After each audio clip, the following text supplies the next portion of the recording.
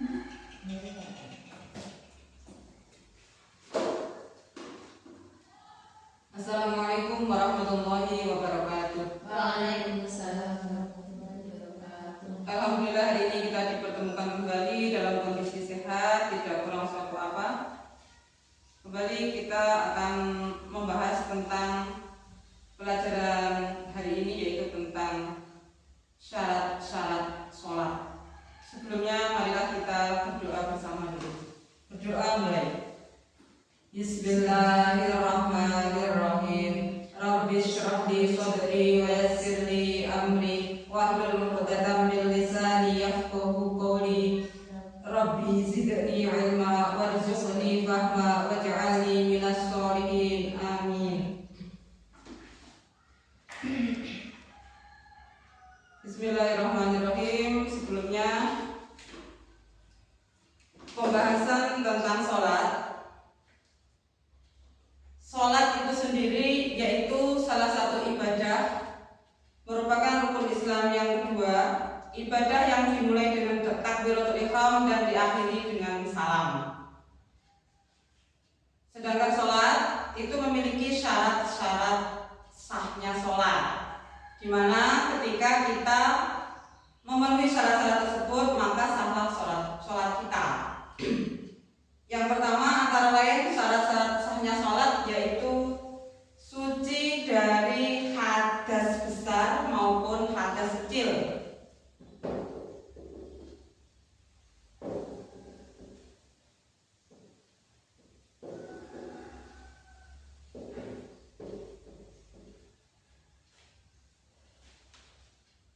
Kalian sudah paham apa perbedaan hadas besar dan hadas kecil?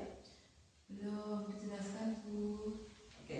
Hadas besar yaitu segala sesuatu yang mewajibkan mandi, antara lain misalnya kalau perempuan datang bulan menstruasi itu termasuk hadas besar. Sedangkan hadas kecil segala sesuatu yang mewajibkan wudu, antara lain buang air kecil, buang air besar, bersentuhan kulit laki-laki perempuan yang bukan muhrim, kemudian menyentuh kemaluan dengan telapak tangan, itu juga salah satu dari contoh hadas kecil.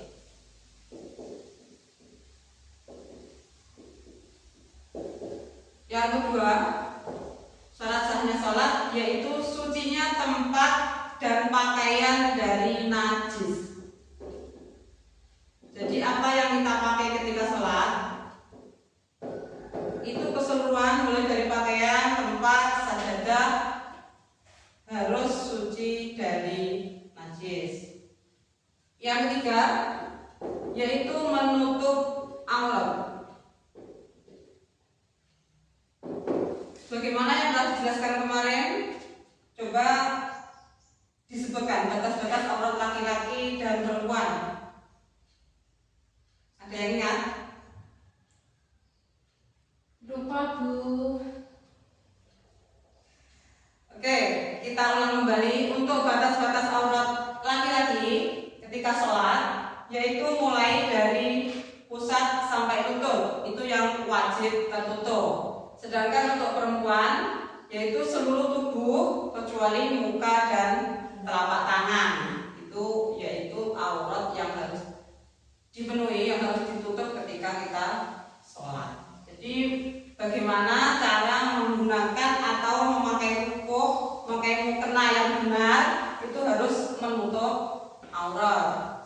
Keseluruhan tubuh harus tertutup kecuali muka dan telapak tangan itu tadi. Lanjut yang keempat yaitu menghadap kiblat.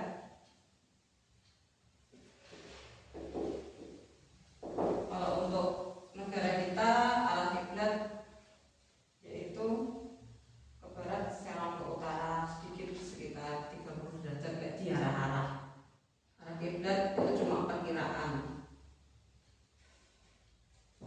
Untuk yang kelima yaitu mengetahui masuknya waktu sholat.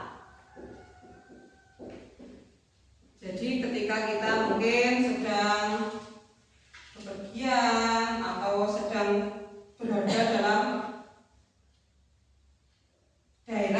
yang misalnya jauh dari pemukiman, di tempat-tempat mungkin di hutan belantara atau bagaimana, itu ketika kita mau sholat, hendaknya kita juga mengetahui waktu sholat. Tapi kalau sekarang sudah di mana-mana bisa melihat waktu sholat melalui internet, melalui handphone. Jadi itu kemudahan yang hari ini bisa kita nikmati.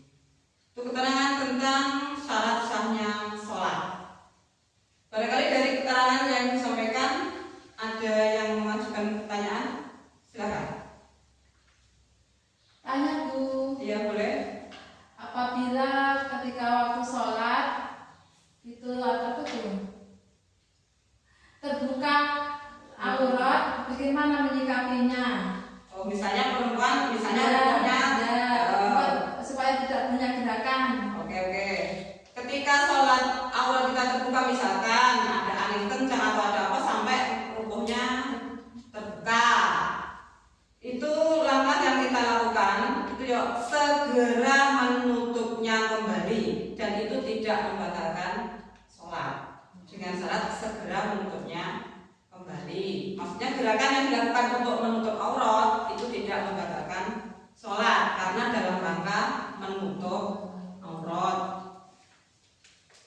Sudah paham? Insyaallah sudah. Oke. Demikian pelajaran kita hari ini. Mudah-mudahan apa yang kita bahas menjadi ilmu yang bermanfaat bagi kita semua. Amin. Allahumma amin. Untuk selanjutnya, marilah kita baca doa bersama. Dan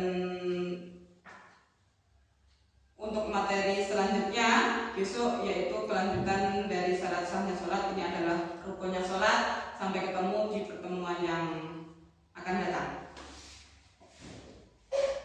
Berdoa mulai. Bismillahirrahmanirrahim.